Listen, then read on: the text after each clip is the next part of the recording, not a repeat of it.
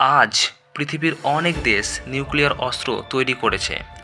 একটা বড় যুদ্ধ শুরু হলে কয়েক মিনিটের মধ্যে শত শত নিউক্লিয়ার বোমা ছোড়া হতে পারে। বিজ্ঞানীরা বলেন, এমন হলে শুধু শহর ধ্বংস হবে না, পুরো পৃথিবীর আবহাওয়াই বদলে যেতে পারে। আকাশে ধোঁয়া আর ধুলো ছড়িয়ে সূর্যের আলো কমে যাবে। এই ঘটনাকে বলা হয় নিউক্লিয়ার উইন্টার। তখন পৃথিবীতে খাবার উৎপাদন কমে যাবে আর কোটি কোটি মানুষ ক্ষুধা আর দুর্ভিক্ষের শিকার হবে। পৃথিবী আজ অনেক উন্নত হয়েছে। আমরা প্রযুক্তি বানিয়েছি, মহাকাশে গেছি, এআই তৈরি করেছি, কিন্তু একটা প্রশ্ন এখনও রয়ে গেছে, আমরা কি সত্যি শান্তিতে বাঁচতে শিখেছি?